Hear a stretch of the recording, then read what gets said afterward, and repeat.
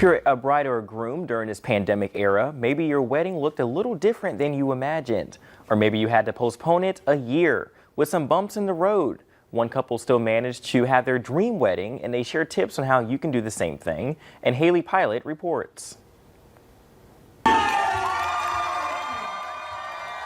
still had their dream wedding, but Lucas and Catherine Young say not without a few hurdles. We thought by September we definitely would be fine. There'd be no restrictions.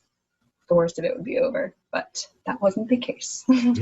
In the summer, they got an email from their venue saying there'd be some restrictions for their September 12th wedding. We were going to have past appetizers, and they all had to be plated on the table for the guests. Place settings, all the silverware had to be wrapped. It wasn't my Pinterest-looking place settings that I had thought of. Also individually wrapped, hundreds upon hundreds of cookies for Pittsburgh's famed cookie table wedding tradition. I think we got very lucky with our venue because it was always considered an outdoor entertainment space. With an open-air dance floor, but Catherine says not everyone invited felt safe coming. My dad's family didn't come because they are more at risk for getting it, and I didn't want them there for that reason either, because I would feel awful, and that was always in the back of my mind the entire time planning was, what if somebody does get it? For those who did show, the couple tried to eliminate any awkwardness with color-coded wristbands, indicating each person's comfort level with dancing and socializing. It was easy to tell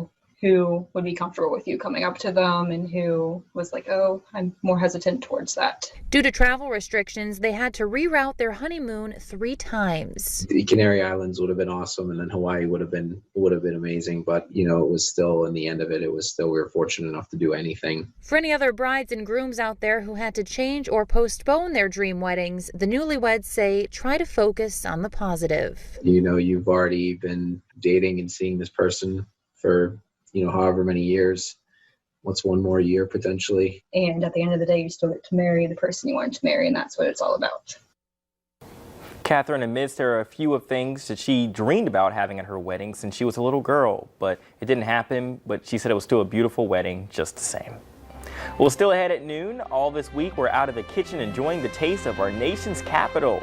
So stick around because you're in for an adventure.